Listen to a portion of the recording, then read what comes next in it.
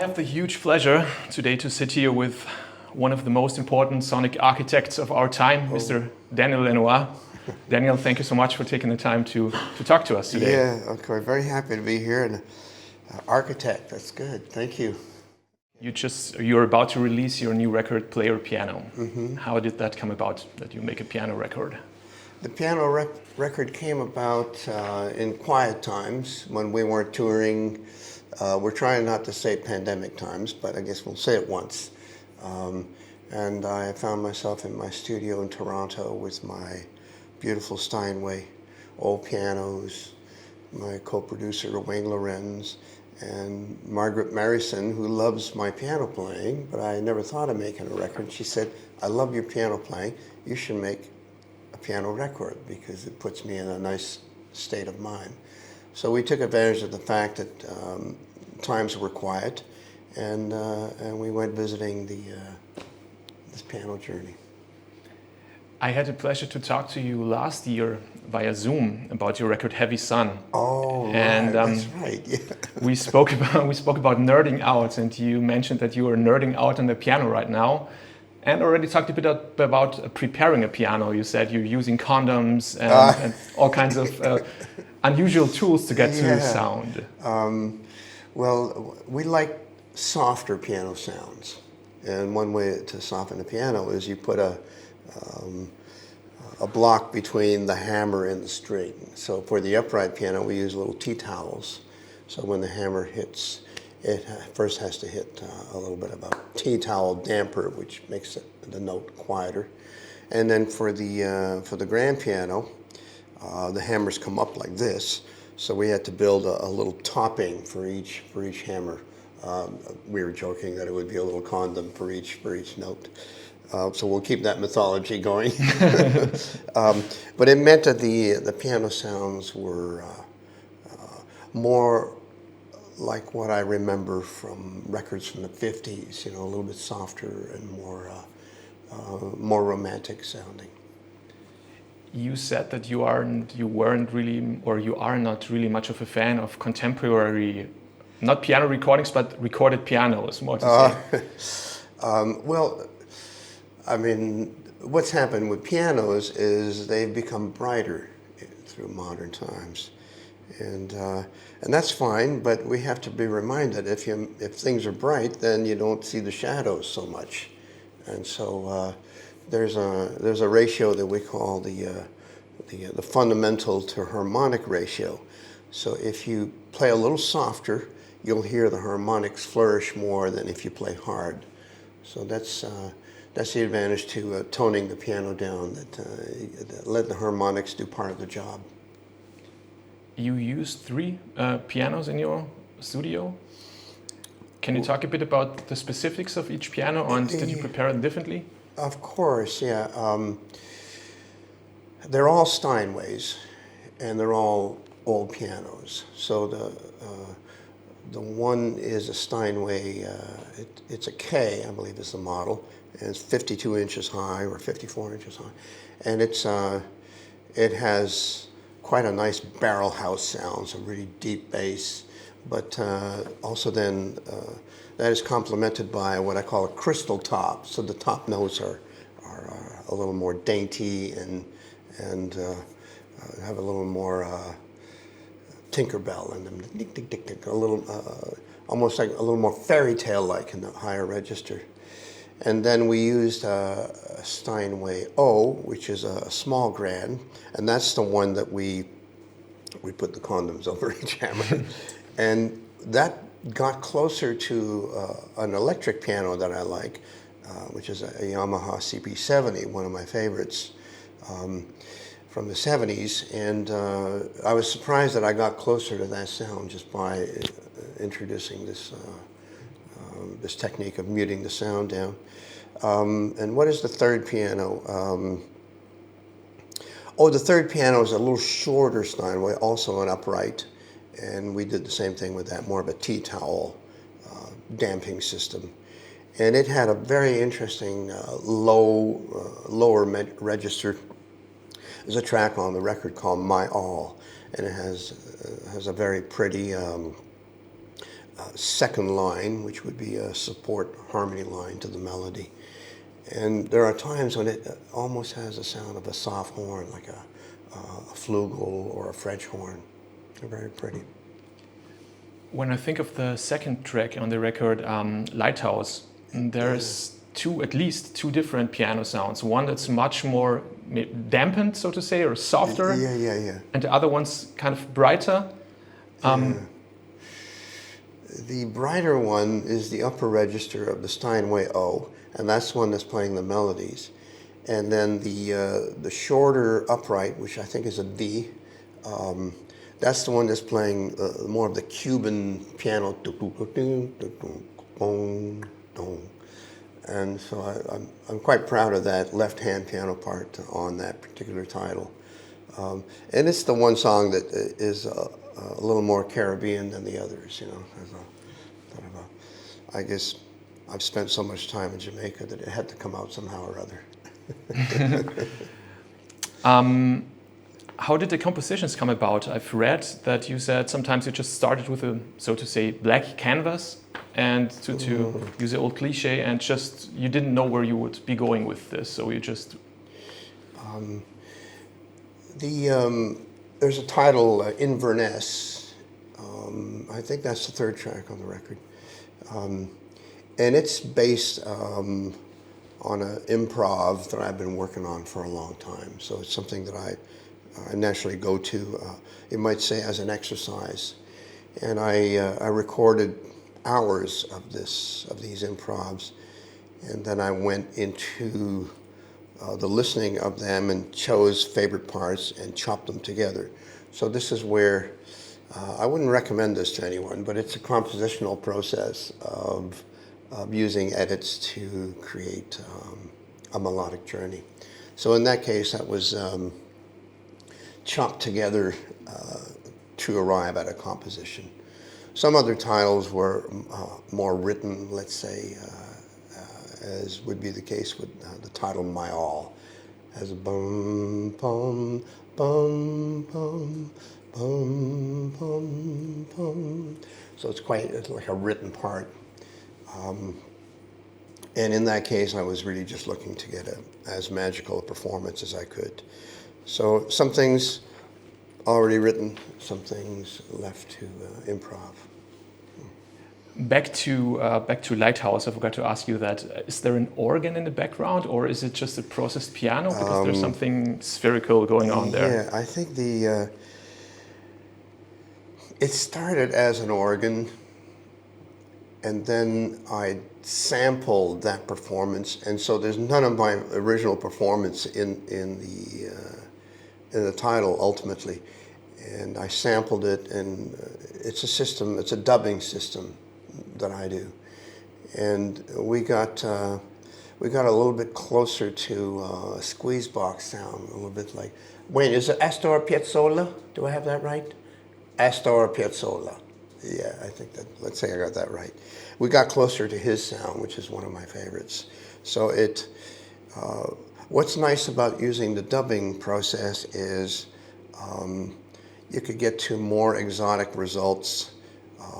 So I played it the best I could. It seemed to make sense at the time, but then the sampling became more interesting than what I originally played. And the process I use is I'll work one little line at a time, drop that sample into the composition, and then add to it and add to it again and keep rolling. And then ultimately I'll have a part that I had never imagined before.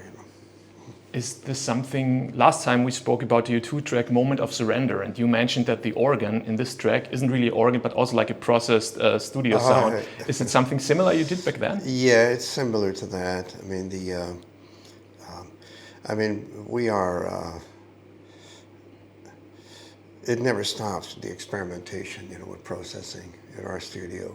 And it goes all the way back to early days working with Brian Eno. He was very encouraging, in terms of chasing sonics that had never been heard before. And, you go one dimension of processing, and then another one on top of that, and another one on top of that, and then it reaches a point where it starts sounding like human voices and unexpected results you get to that that will speak in a very harmonic and organic way.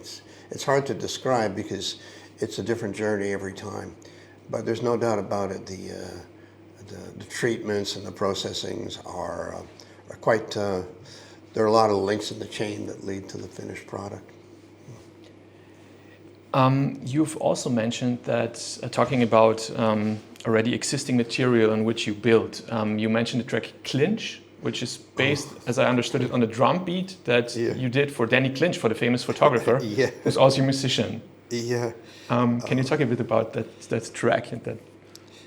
Wayne, remind me of our drummer friend on the Clinch track. That's Christopher Thorne. Danny Clinch, our photographer friend, is a good singer, and he sent me a track. I think it was a cover of a Bob Dylan song, and he said he invited me to put some steel guitar on it, and then I did a bunch of processing for him, and I sent him the track. He was very happy, but then I found there's something in the processing that had very little to do with Danny's original song, so I asked permission to use the drums that Christopher Thorne played, and they were delighted that I would find another home for this performance. And so we rebuilt the track around the drums. And this is not a new idea. We've done a lot of this before. You know, the U2 song, quite famous song, Still Haven't Found What I'm Looking For, was built on a drum track that was never performed for that song in mind. So a similar thing happened here. We took Christopher's drums, and I played a call and response. One piano does a fundamental, and then it gets responded to on the second piano. And it just kept going that way, and then some wild processings, and so that's got quite a journey to it. It's got a nice trance feeling to it. And then there's Shaja, the track which is based on JJ Leaves LA from your record Shine, which is originally a very beautiful pedal steel piece. Yeah. Zaza has the same chord journey as JJ Leaves LA, but it's not quite noticeable when you first put on the track. And that's one of those it's one of those titles that I played it from beginning to end without any monkey business. So there's no processing or anything. So I'm quite proud of that one. And that was done on my Steinway K, the taller upright piano. And I have a nice little film of the performance that I hope to show you one day. My friend, we call him Lumière. He filmed me with his phone. And so we have a nice little companion film to that. And it's nice to see something unfolding in front of the camera without too much processing or some of the usual things I do in the studio. Yeah. So similar to Here Is What Is, to the footage of that time, which was an amazing... I forget, which part of Here Is What Is are you thinking? There was like a documentary where I think it was for Here's What Is, where you really gave a huge, where you could be as a spectator, you could be in your studio and watch the whole thing. Well, isn't it nice when the camera manages to capture something that's unfolding naturally? And we don't always have the camera on, unfortunately. I wish I had the camera on for some of the records I worked on when I was a kid, because it would have been fabulously interesting. But I think Zaza is an example of a captured moment by lens and by microphone. An important part of the whole process, I imagine, is also miking up the pianos to get that great sound. And I wonder if you could describe a bit how you did that. If memory serves me right, Wayne had two microphones in the back of the upright piano, and so you get more of a mellow sound from the back of the soundboard. A ribbon microphone, and then a Shure mic, just a dynamic mic. Then in the front, we might bring in a tube microphone, a valve microphone, and one of our favorites is the Sony C37A. and just put that close to. I take the wood part away from the piano, so it exposes the hammers and the strings, and then just bring that C37A as close as you can without bumping into the hammers, and that really fills it out. That's usually gives you a sort of warmth and contact, and then the back microphones. We find a balance of the three mics. Yeah. Mm-hmm. And a typical recording day, as you've mentioned, Wayne Lawrence, your partner in crime, so to say, your congenial studio partner. How's the working dynamic between the two of you like? And what does a studio day look like? Well, Wayne oftentimes sets up a rig for me the night before. So I come in, he sleeps in, I come in the morning by myself for a little bit, and I get started on something. And sometimes he'll set something up and surprise me, so I walk in and have a setup that I was not expected to have, and then off I go. And he usually patches in a processing chain for me, so if I'm lucky enough to bump into some dubs or some processing, then I can record and make sure that I capture them on the multi-track.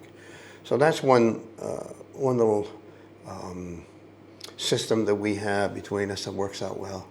But beyond that, Wayne has a very good taste, and we'll keep an eye out to make sure that things sound real and they have a reason to exist. He's very familiar with some of the greats, so we try and get to greatness if we can. So he's I call him the voice of reason. The voice of reason. And it's about finding the house sound together. Last time we talked about, you mentioned the term the house sound, which is the most important thing, or one of the key factors. Yeah, well, house sound is a good term, and I invented that term with my brother very early on, because we started our recording studio in my mother's basement. And I noticed that all the recording studios in the region, they just put everything away at the end of a recording day because they had to do a different session in the morning. But we decided that we would do it more like Motown and keep our instruments set up all the time. So house drum kit, pick up the bass, you get a sound right away. Piano's already mic'd, so house sound. And what happened was people started coming to us because they didn't have to fiddle around trying to pull microphones out of the closet and hit a drum for 3 hours and all that. So it sped things up, and it meant that we could get to a creative position right away. And then we expanded on that. My processing, all my special effects were always set up so people could walk in and get on with work and discover something in their music right away. So that was the beginning of house sound. And then you could take house sound to another dimension. Let's say you start a production with an artist and you bump into something that everybody loves. Then you make a note of that, and that becomes part of the menu for that record. And you just expand on your menu, and then hopefully at the end of filling up your menu, you have enough sounds that qualify that batch to become the sonic personality of that record. So then you don't sound like everybody else, and that you have to be courageous and brave and understand that that may come from anybody in the room. You might have a room of 5 musicians, and somebody comes up with the sound and say, "Well, that's really great. How did you do that?" And you make a note of it, and you keep it in your back pocket as something to come back to. So it's really just out of respect for the creators in the room, you build house sound according to the offerings. What's the most important thing? Is the most important thing like the mental presence to know when there's something going on? Okay, this is what we're going to build the house sound on. Well, I guess pretty interesting because luckily for us in the record making world, we can change the course of the ship very quickly. So if somebody might play a riff or bump into a sound that's special, and we say, "Oh, let's work with that for a little while and see where it takes us." So that's something that I picked up from Brian Eno. He's pretty much the master of surprises and diversions. today you're also in Berlin because, as it got announced several days ago, you have your new home for your new recordings and your back catalog at BMG. Yes, we're on a honeymoon with BMG now, and so Player Piano is the first record that we're going to release with them, and so that we're all in here full of enthusiasm about what could be with this relationship. Very nice folks, music driven, and we're going to release the Player Piano record, and then we have other records in mind, reissues and new records, and for them to also handle my back catalog to see if we can kick up a little bit of dust with that, maybe find some positions in film, and maybe some remixes, and I'm always most interested in making new records, but I appreciate that these folks have an appreciation for what I've done in the past, and maybe we put out some remixes and some reblends, and so it's pretty much an open room to innovative ideas right now. So I'm seeing Fred Casimir a little later, so I'll let you know what we conjure up today. Perfect. So there could be some stew going. Can we go back in your back catalog a little bit and talk about your first record, Acadie, I hope I pronounce it right. Yes, that's correct. And one song that I particularly love and that has become somewhat of a classic, which is The Maker, which has been covered by from Dave Matthews to Willie Nelson, Emily Harris, a lot of people. Yeah. What do you remember about making that record and this song? Well, my song, The Maker, was built on a drum beat from another song. I had made a record with the Neville Brothers called Yellow Moon, and we had a spare drum track. It was always something special to this drum track, and we had not used it. Played by Willie Green, one of the great funk drummers out of New Orleans. And had a very interesting bass drum part, something like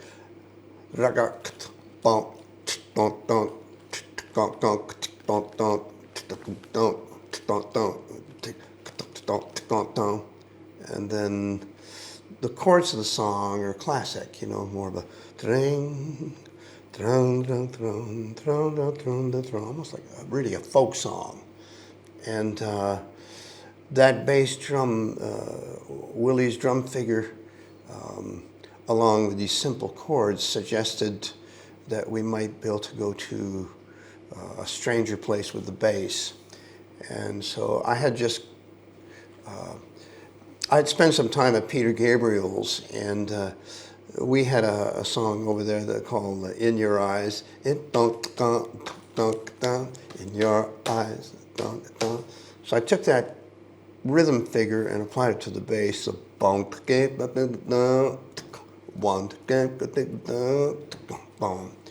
and so these interlocking components started adding up to a very interesting tapestry, became a new sound. And we hope to get there with record making. We hope to bump into something that takes us to an unusual place. And so I got lucky with that one. I was working with Tony Hall at the time, a great bass player, and I hummed the parts to him. So it's 5 bass parts. Wow. and they're and they add up to chords, boom, boom, boom, boom, boom, boom. And then the vocal, of course, is just a singular vocal. And anyhow, it was one of those things that it belonged to that time. It all happened in New Orleans. I was working with the Neville Brothers and then Bob Dylan, and then we made Bob's record we made was called Oh Mercy, and then my record Acadie. So those 3 albums happened closely together in time, and so there's a little bit of spilling from one to the other in terms of what we were excited about. And there's also, I think it's Aaron Neville singing the line, "I've seen the flaming swords that are over east of Eden burning in the eyes of the Maker," and he's also in the music. This is Aaron Neville singing, right? I know Aaron sings that so beautifully. It touches me every time. He's very, very behind the beat. I have seen the flaming therefore is the so the rhythm keeps pulsing along when he floats on it with this with the most beautiful phrasing and I can't thank him enough for doing that. You know, it's very sweet of him to do that. Phenomenal song, like really powerful and spiritual song. Yeah. Well, thank you, my friend. Yeah, man. Come. You just mentioned New Orleans. Is it true that I think Dylan crashed into a session of the Neville Brothers and saw and liked what he saw, and that's why you started recording Oh Mercy? Because Bob Dylan was on tour. It was coming through New Orleans. We had already been introduced by my agent Bono. He talked to Bob and he said maybe you should record with Lanois. So Dylan was on tour in New Orleans and he stopped in to the Neville Brothers recording session. And we had done a version of his song, God on Our Side, very long version, kind of a free time, more atmospheric. And I played him that and he said, that sounds like a record. And Aaron had added a verse to it. And I said to Bob, do you think it's too long with the added verse? He said, oh no, that song could never be long enough. Because of what it has to say, you know, that the atrocities that we have lived through in the name of God is pretty interesting. I think that's the message of the song, the justifications that we will stand by.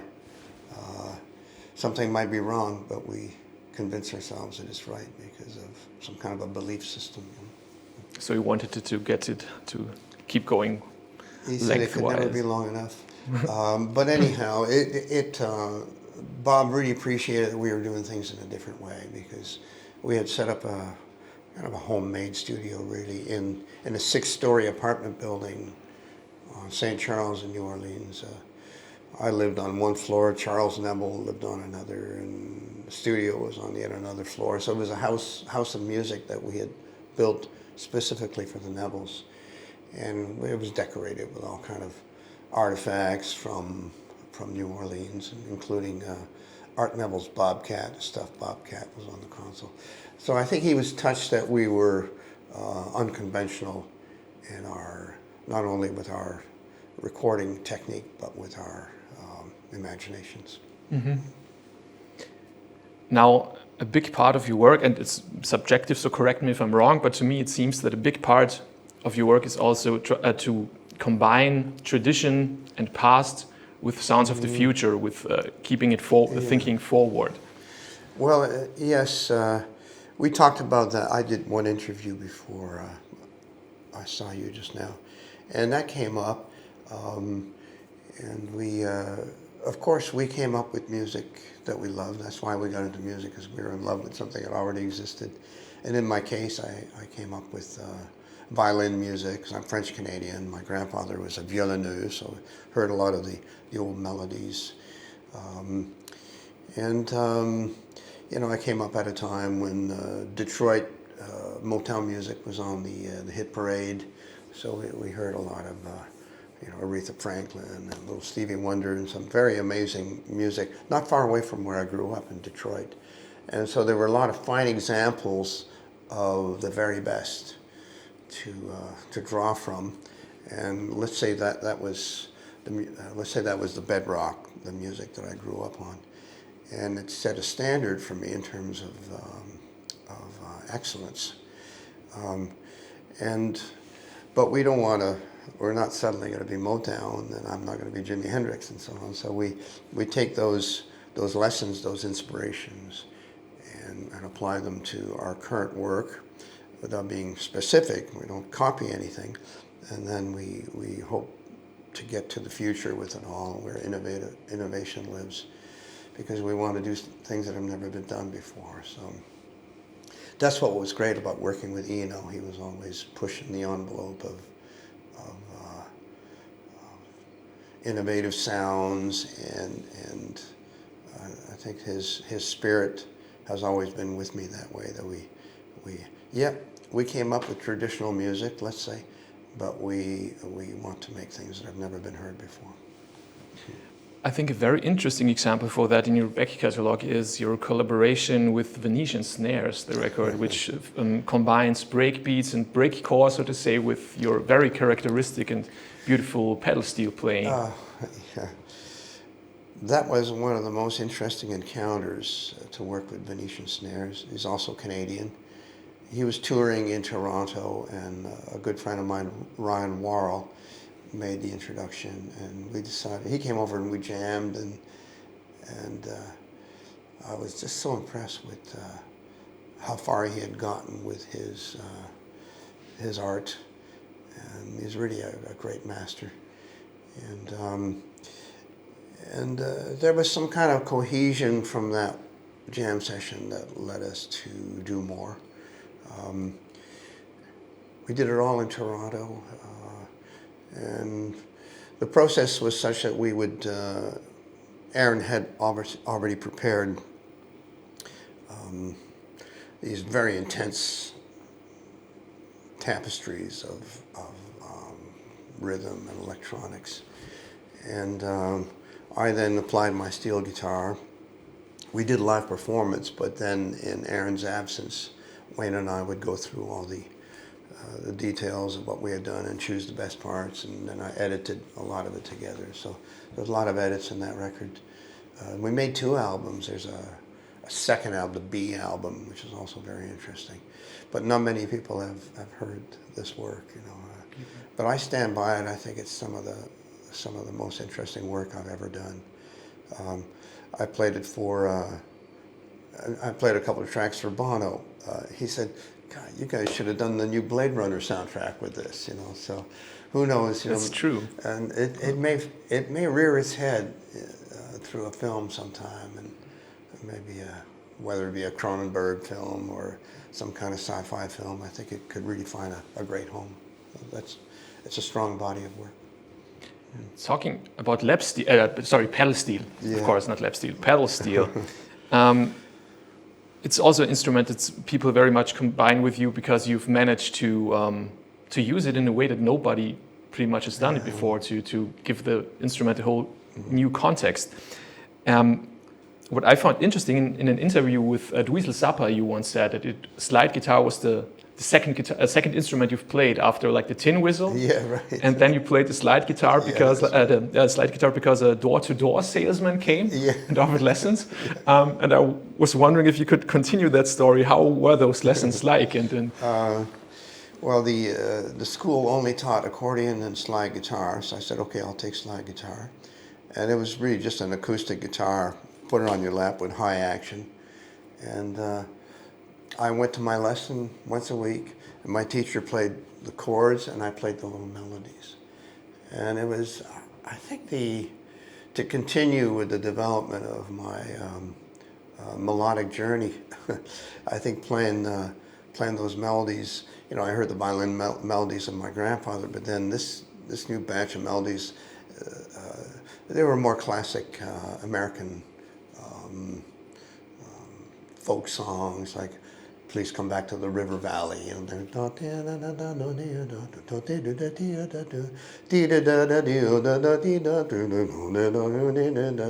so as simple as that is, it's a complete story told in a relatively short amount of time.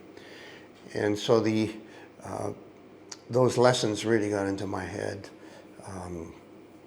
Plus, my teacher used to hypnotize me, and so first thing we would do is he'd hypnotise me, and then we'd do the lesson.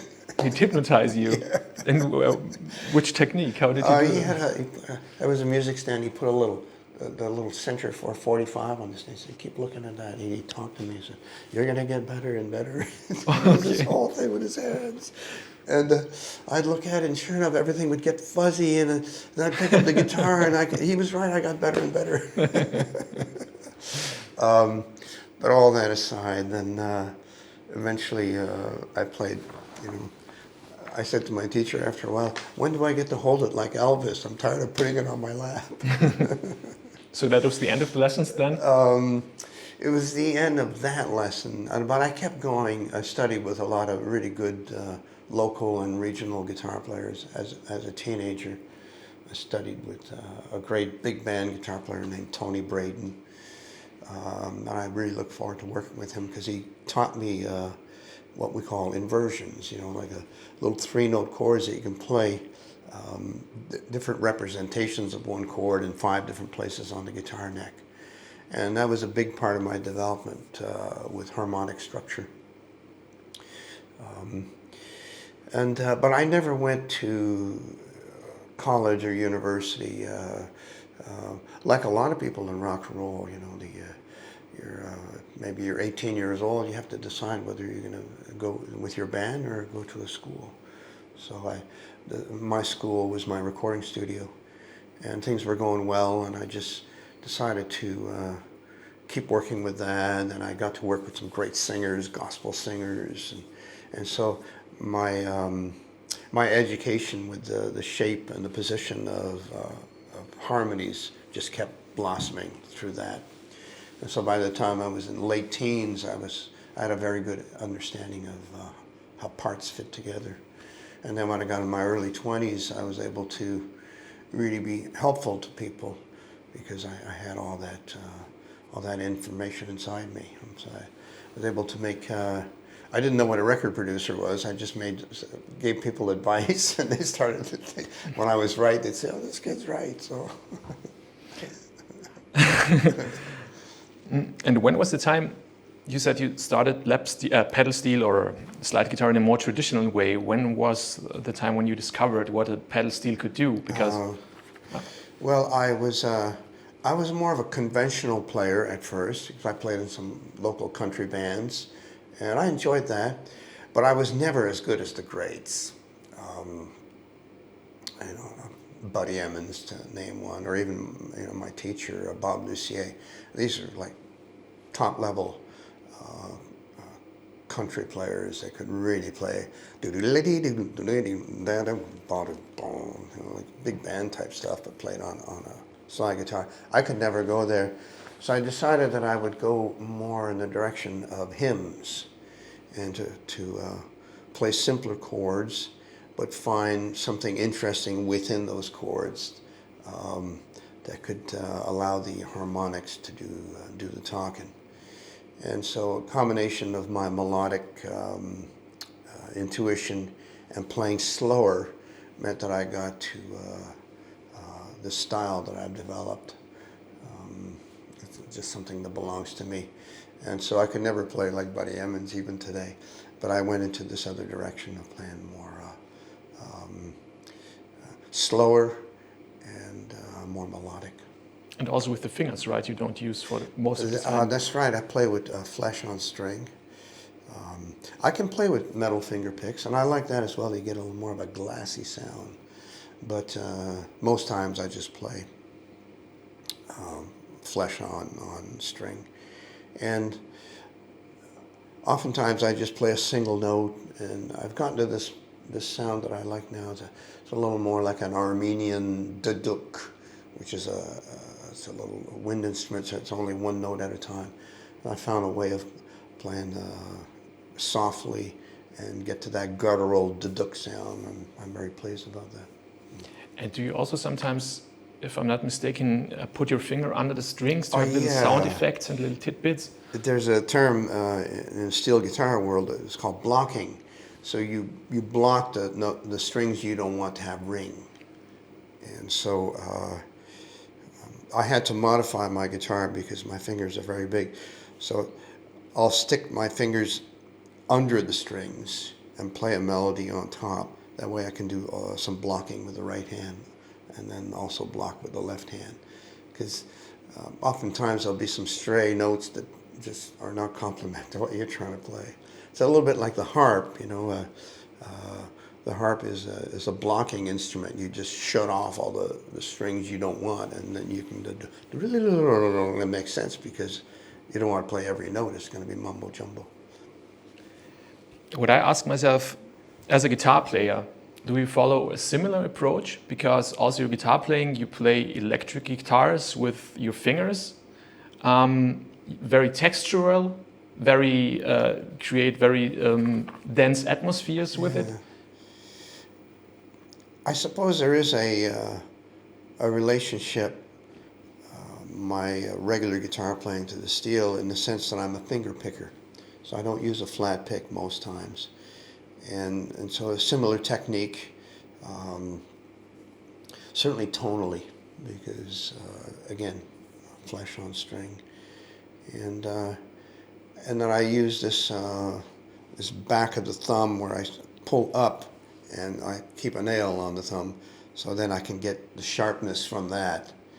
And what's cool about that is if I block with the left hand and pull with this thumb action, you get this with it, but only the one note ring. So it gives it almost like a press roll leading up to the note, the desired note. Mm-hmm. Almost like a drum term, Interesting. You get a little bit of an excitement to the downbeat. Mm-hmm. Now we're talking about guitar. I'd like to speak about a record. I think it was released 2010, Blacked Up, with Trixie Whitley, with Brian Blade. Okay. Do you like thinking, because obviously it also coincided with the time of your motorcycle accident. Is it a difficult record to look back to because of that? I'm a little bit sad that we didn't keep going with Black Dub. That was a lot of talent in that band, but so many things worked against us. I had my motorcycle accident. Brian Blade's a very in-demand drummer, so he was playing with Wayne Shorter and some of the great jazz giants of that time. Daryl Johnson, unfortunately, went off the rails there and became Jailbird Johnson. Mm-hmm. And then Trixie wanted to make her first solo album, so it came and it went, and welcome to people's lives and things that you can't control. But I have fond memories when I hear that body work. I hear that it has excellence in it, and so I stand by it. Let me just have a look we're still in time. Mm-hmm. But I still work with all those people. I just did 2 shows with Trixie Whitley, one in Rotterdam and one in Ghent. And we featured 3-part harmony. It was very nice to see her. And she sang beautifully. So Jim Wilson on bass, he has a lovely voice. Trixie and myself. So we worked up some very nice 3-part harmony.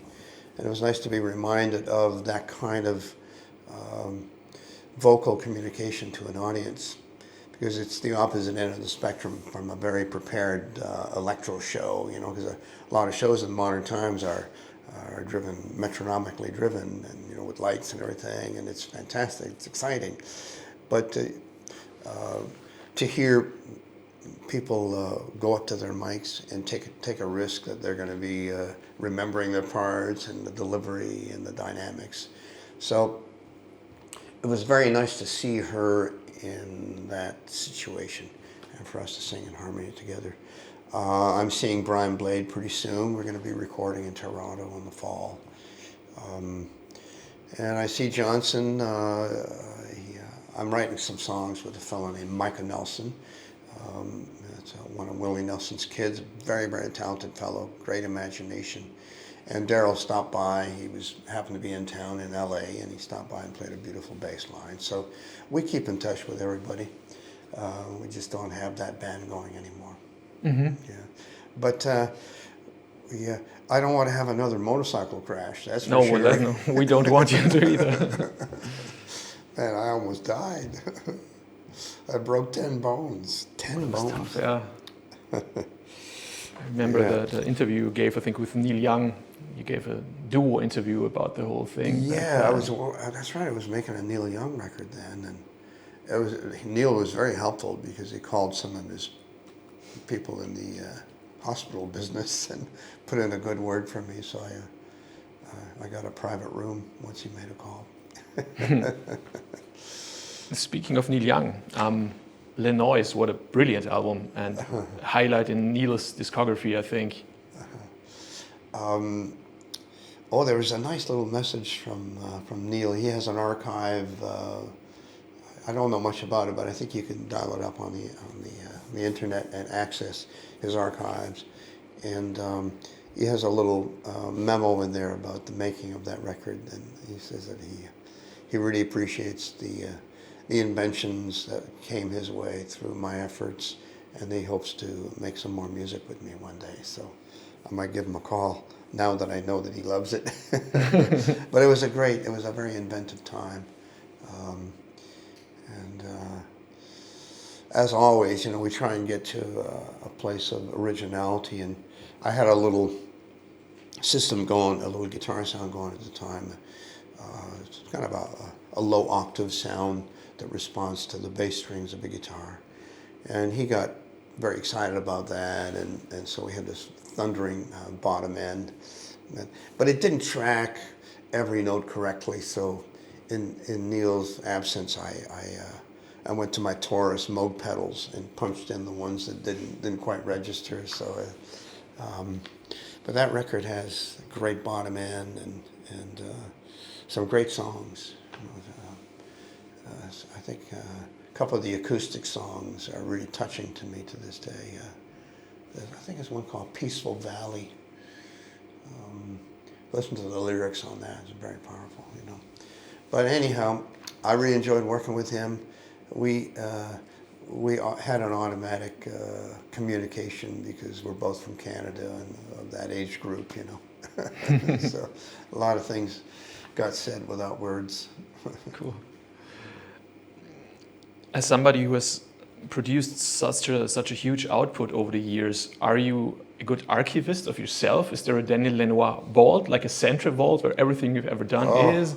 And how will, I don't know, life for people working with your back catalog be like then? I wish I was that organized. I've lost some of my early recordings because they were backed up. They were recorded on digital drives that have deteriorated.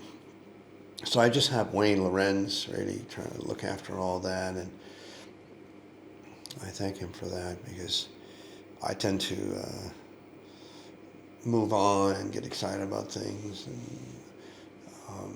a lot of ideas get forgotten. But we just discovered a box of DATs under my bed. They're all safeties from a certain era, so we got pretty excited about listening to those. A lot of the recordings that I made in Mexico with Brian Blade and Daryl Johnson, very far out stuff, and a record that never came out, but I think I want to revisit it. It's called Todos Santos, which means all saints.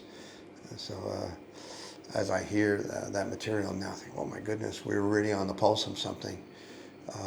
They're not all songs, and that's probably why I didn't pursue it at the time, because I thought I had to be a singer-songwriter. But I'm just as happy to be an adventurous, what did you call me at first? Sonic architect. I'm very happy to be the sonic architect, so I'm going to revisit the Todos Santos recordings and maybe we'll put that out. It'll be some of our best work, I'm sure. I can't wait to hear it. You have mentioned your brother Bob. We've talked about him last time, obviously, with the Black Sun record. Who unfortunately passed. Yeah, I'm wearing in case you're wondering why I'm wearing this little bag here, this is my brother's little pouch that he carried with him everywhere, and he modified it because he was a great modifier. He was always more scientific and technical than me, and so everything he touched had a little bit of something added to it, You see, I think he's got some kind of a magnifying glass here somewhere. Where's the magnifying glass? Excuse me, I'm screwing up your mic. So he's got when he started losing his eyesight, he had this little magnifying glass so he could look at things more closely. And he modified a Leatherman knife for me, and things like this. And so I'm wearing it as often as I can as a reminder of him and how we grew up. Because, we were not, as I mentioned earlier, we didn't come up through conventional schooling, so I learned from him, he learned from me, and we built everything together. So it's nice to be reminded of his sense of courage and innovation with technology. So inventiveness runs in your family in that regard? In that regard, for sure. Mostly, well, with me musically, but him, how to maximize a situation, which is really kind of a Brian Eno philosophy. You know, how could you make the most out of what you have at hand? My brother was very good at that.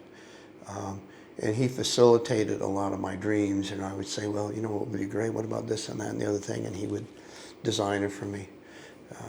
We used to use a little toy instrument called the Suzuki Omnichord, which just has one output. It's like a toy instrument. He built me 9 outputs from it, so we could access the drums separate from the bass line, all that. Just as an example of something that he would put so much time into. And we built a lot of our own equipment. You know, we come from a time when you couldn't go to the store and buy, you know, even a mixer, because in those days, you know, it predates, you know, live sound, really. You know, people were just using, you know, kind of a auction barn equipment. And so we invented a lot of our own transformer systems and even our own preamps. I mean, my brother did all that, I didn't. And so we always had that relationship where we could, we call it the what if relationship. What if we did this, and it might be better for that, and so on.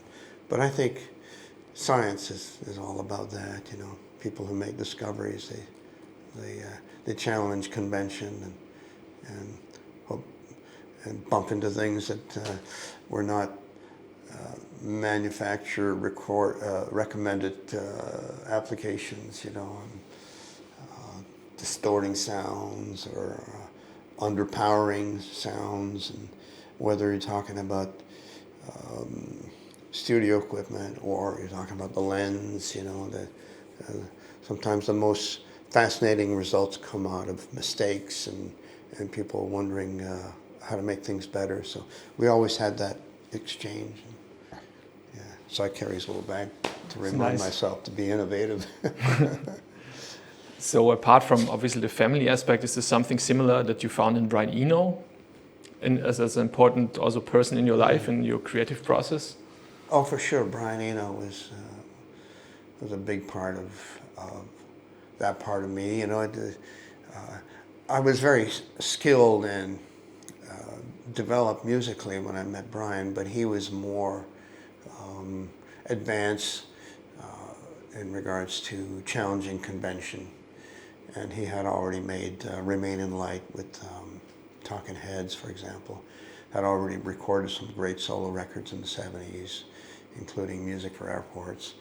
And we continued with that ambient music philosophy. It was all his idea, and I was a facilitator. And we started making, first record was a Harold Budd record. And then we went into a record called Apollo. And that was meant to be a soundtrack for space missions. And it all had a little bit of a country twang to it because the astronauts were from Texas. I said, look, I got my steel guitar in the closet, so I brought that out. And he loved that, and we just had so much fun. But we were in this little incubator, you know. We shut out the rest of the world, and what was most important to me was that I could leave all the variety that I had been associated with aside for the duration of making those records with Brian. So it gave me a chance to focus, and because you know, I was a studio owner and we didn't have much money, so we had to record everything, you know, and I enjoyed the variety of some of it was even advertising, you know. It's like I didn't have any choice, I had to pay bills. But when Brian came into my life, I realized how important it was to be specific about a direction. And that was a great lesson to learn from him at that time. Does the word masterpiece sometimes linger in your head when you either as a solo producer or maybe as a tag team with Eno and Lillywhite gather in a studio, for example, with, I don't know, you too? Or do you sometimes feel a bit of a pressure? Well, we like to get to a masterpiece. You can't say I'm making a masterpiece. You could only, maybe after some time away from the release of a record, you realize, oh, geez, we really captured something. So we hope to get to that. And I think we did a few times. And part of the formula being what I said a minute ago, we shut out the rest of the world. And that was the case with U2. You know, we just took full advantage of the energy and the talent in the room. And background vocals were sung by Edge and Eno and myself a lot of the times. You know, we didn't bring in other singers. And so by remaining loyal to the core team, then I think you have a better chance of having getting to a result that belongs to those people and not so watered down. And if you can manage to make a record fast, you know, a couple of 3 months, and then it might qualify as a snapshot of what people were living through at that time, including emotionally, which is a hard thing to talk about because you know, I couldn't say to you, hey, could you be emotional and I'll try, you know, I'd get to know you, we would have philosophical exchange, I might meet your kids, and there's all this, and it's that encounter and that exchange that you want that to get into the work. And all that lives beyond technique and spreadsheet and all that. You know, and maybe that's the part of one's talent that is hard to talk about. That you would get to know someone, and you want the best for them. They become a friend. And you might see something in them that they don't know is there. And then that's where, on a good day, I can come in and pull that out of somebody. Mm-hmm. Last time you mentioned, at least working with U2, there's an inferno room, as you said, and a poetry room. And I wonder, in your own work, when you're in your own studio, is the inferno room the same as the poetry room? Is it the universal room? Yeah, we try and have, well, at the console, it's always... you know, that's where all the experimentations happen. But then, you know, if you go to the other room, you get to make more noise and things get out of control, and you might get a few more sparks out of that room. In fact, we're seeing Brian Blade in September in Canada, as I mentioned earlier, and we're gonna set up in the basement of the studio. It's not the prettiest room, but there's something sort of a little seedy about it, you know, no windows, and I prefer my guitar sound down there than the main studio. So we're gonna try and get a little bit greasy, and because Brian is so great, I got to surprise him with a few things. I got to inspire him somehow or other, and so we might have a few films queued up and a few tricks to get him to go as far out as possible because. He's so great. I want to make sure that we capture what he's got in him these days, you know. So I got 5 days with him, so we'll let off a few firecrackers and see what happens. So one last question, if you allow. What comes next? What's any future project or current projects you can already talk about? Yeah. A few irons in the fire. When in a couple of days, we return to Toronto. And I've started some work with Tinaroen. It's a band, African band from Mali. I don't know if you know them, but they're really the best at what they do. They play traditional music from where they come from. So they're desert dwellers. I've never been to their places, but that's the impression I'm given, that they come from a long line of desert folks, and they're beautiful players. One of the most amazing bass players I've ever worked with. And so they invited me to put on some melodies, some steel guitar, and some manipulations.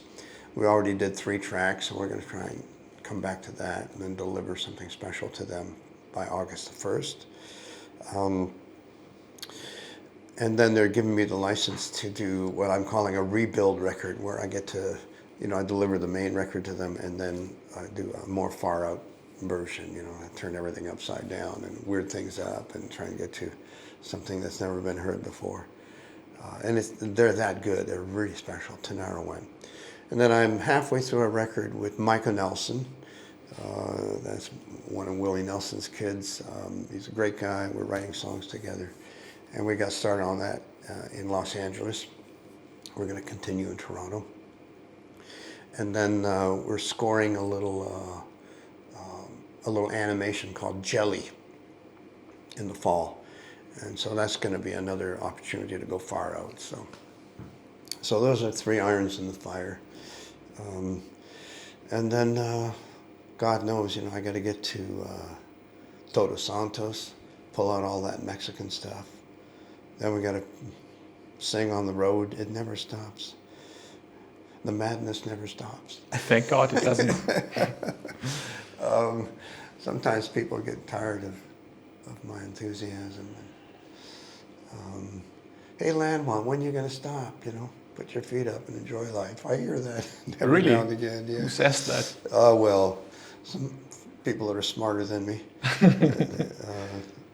Must be family members, though. Well, some people I've known for a long time saying, when are you going to stop? Chill out a little bit. You're not 18. But I feel 18. Do I look 18? No, I don't think so. Daniel, thank you so much for taking the time. It was a huge pleasure talking to you. Yeah, thank you. And good luck with everything. Okay, man. Thank you very much.